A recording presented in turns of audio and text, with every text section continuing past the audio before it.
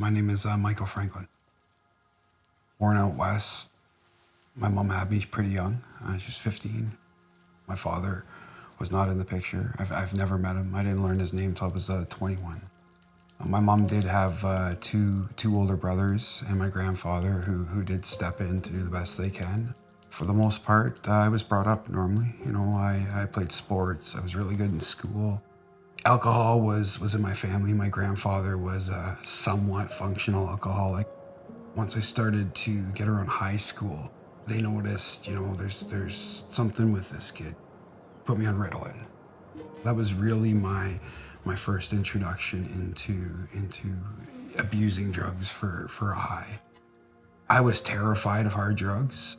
I thought if I did heroin or if I did cocaine one time, I would die. The high school I went to, there was an epidemic there. There was a heroin epidemic. People were raving, they were using heroin, they were using crack at like 14, 15 years old. I didn't touch it though. I had tried ecstasy, I had tried cocaine once, and it just really wasn't my thing. My two best friends were addicted to crack and heroin at 16, and I stuck by them. I never touched it. When I turned 18, I was kicked out of my house because through this time I wasn't a drug addict, but I was committing crimes with my friends to support their addictions and just the thrill of committing crimes, right? I'd been kicked out of school. I was facing charges, and I was just not in a good spot. Turned 18, I got some money. Just out of the blue one day, I said to my friends, hey, give me a couple points of heroin. And it was amazing. All that stress, those worries, all that stuff I was going through was gone, which got me physically addicted to heroin very fast. I was taking checks from my mom, from my grandfather, passing through my account. My mom had pulled me aside after I believe it was like $15,000 worth of checks. I told her the truth, I'm addicted to heroin. She brought me to my family doctor, who happened to be one of two doctors licensed to prescribe methadone in Kitchener-Waterloo. I stayed on methadone, I couldn't get off it. I stayed on methadone for about 20 years.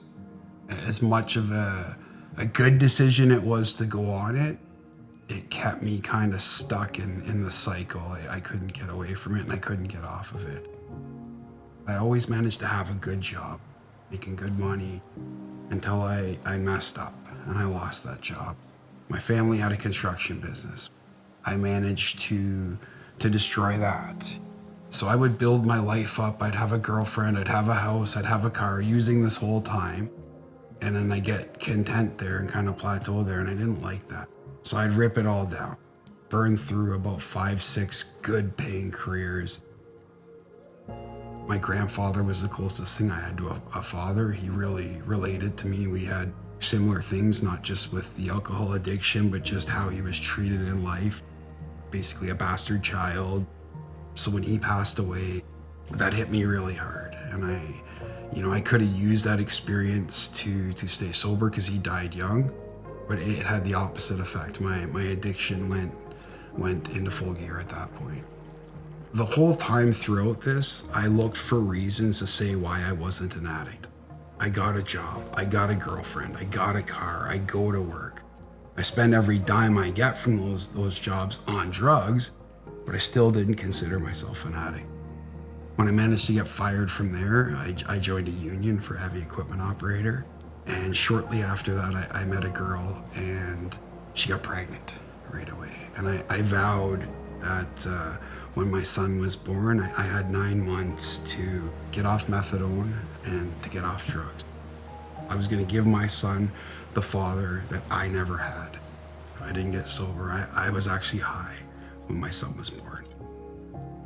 Yeah, I lost, in that short period, I lost my grandfather. I lost 2 friends to overdose, and my first girlfriend was murdered all within a year.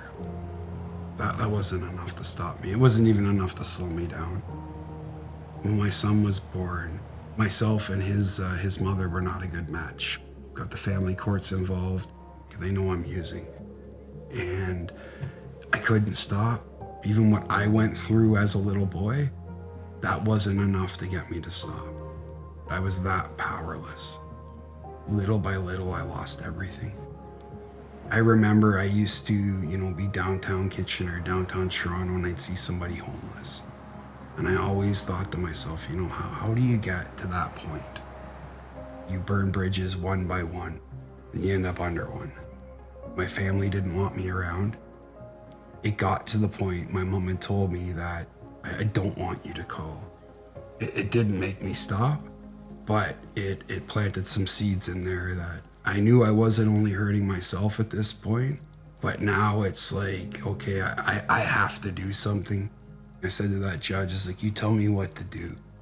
Just get some help. That was his words right away. You need to get some help for whatever it is you're going through.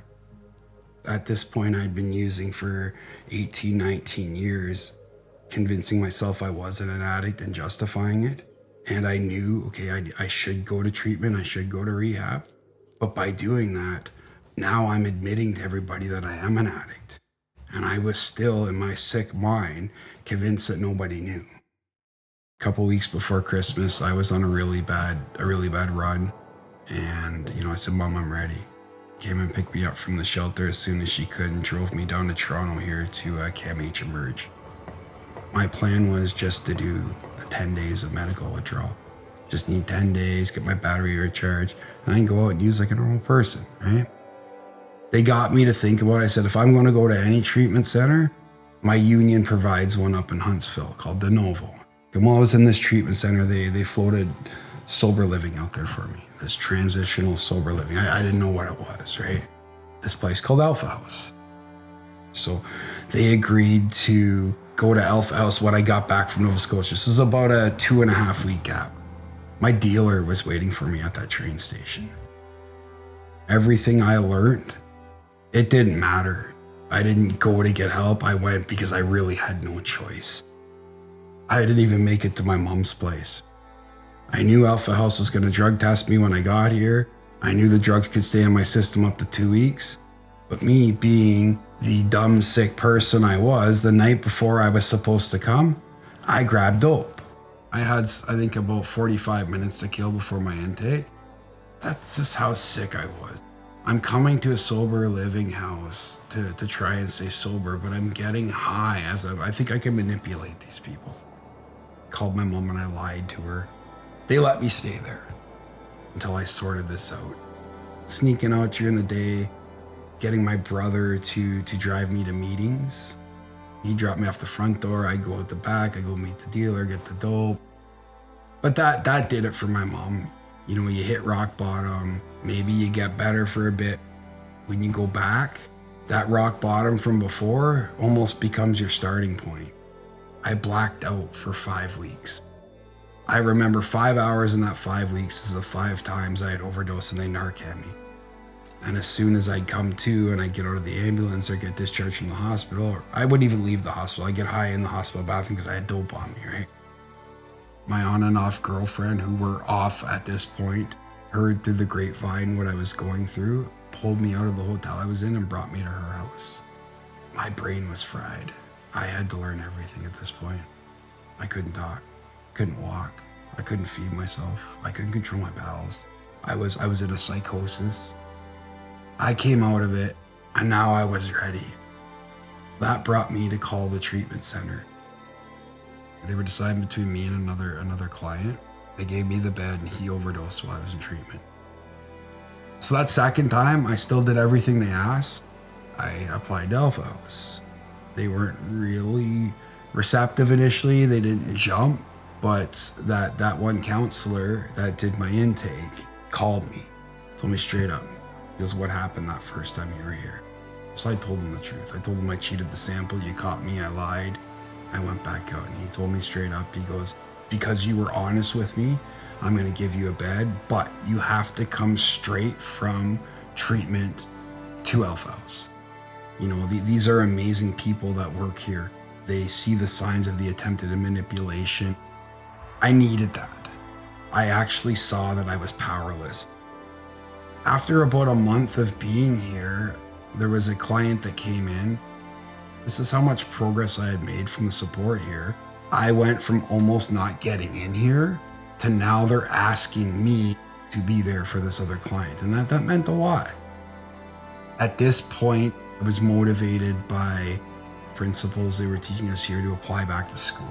I was always interested in law, and I did. And I got a lot of support from the staff here.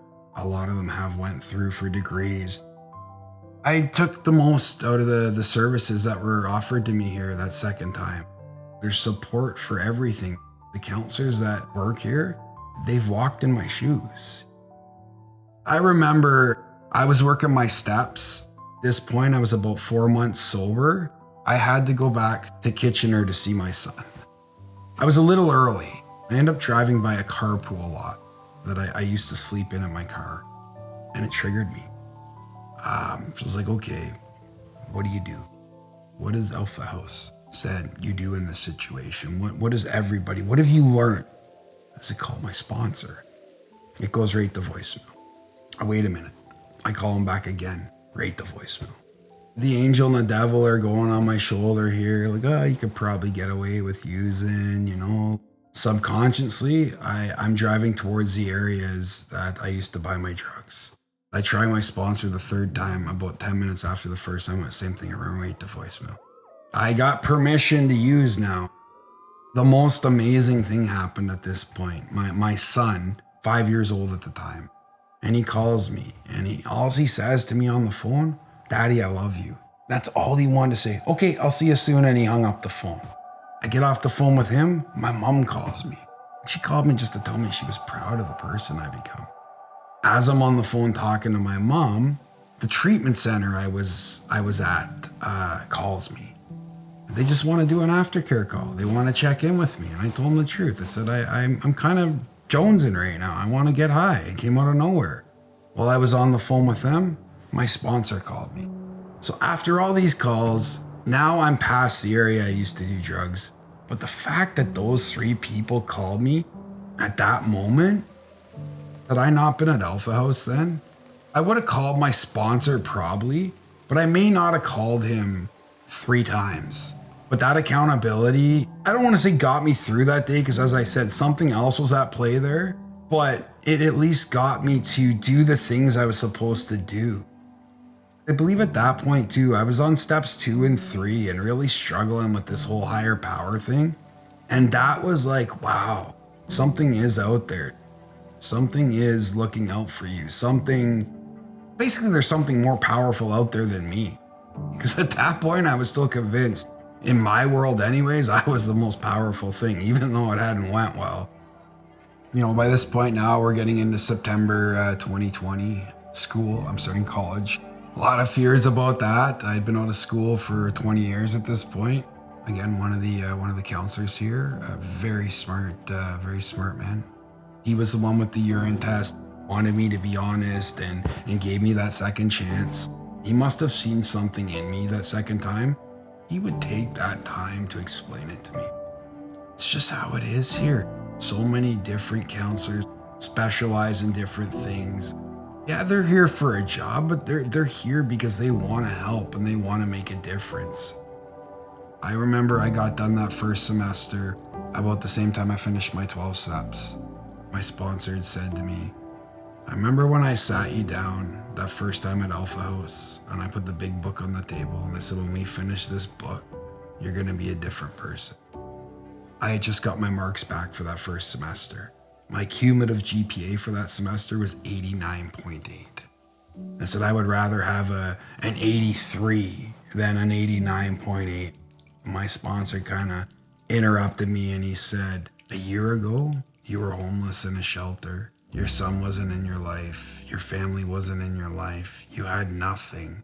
And now your biggest problem today is 0.2%. There's the progress and there's the different person. I got into Alpha House similar to Cam H, 20 some odd other guys in this house. These guys were in the same position and I met a lot of friends here. 2 of my best friends right now I met from Alpha House. I don't want to speak for other people when I say this because it's really what worked for me, but places like Alpha House are really needed. You go to detox, you go from detox to treatment, and you're kind of in this little bubble. I needed the structure. I believe, Alpha House saved my life. You learn how to become a functioning member again. It's a transition, and absolutely I needed that. I come back here at least a couple times a year to speak to the clients in the house. Not only did I stay sober, but all this other stuff. And I was as hopeless as anybody when I walked through that door. It gave me that structure and kept me connected. It planted these seeds and reinforced the stuff I had learned in treatment to now not only are we just going to tell you about this stuff, live it. Pray with your feet. Most of my friends now are related to either my time here or people I've met in meetings. Those people I went to jail for, they haven't reached out to me. They don't care. They're not friends. But the people I met here, doesn't matter what they're doing, they're gonna answer that phone. And they're gonna be there for me. And that's friendship. I wasn't welcome in my mom's house. My mom blocked my phone number. My mom, she tells me she loves me. That's not something that we did growing up.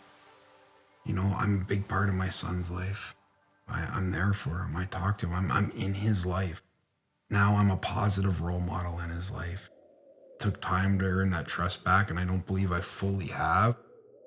It's just truly amazing. Again, I'm blessed to be where I'm at in my relationships. I have bad days like everybody. I have stress. The difference today with them, I'm not a slave to a drug or a lifestyle. When I was 18 years old, I went to see a Rage Against the Machine concert in Toronto. I was just starting to get into heroin. It hadn't taken over my life yet. This past summer, I had the opportunity to go see Rage Against the Machine again. I remember at one point in that concert, I closed my eyes and I was that 18-year-old kid again with all that hope and all that happiness. And it was almost like a high in itself. Just appreciating the things in life, the humility, the gratefulness for being sober. What makes you proud today?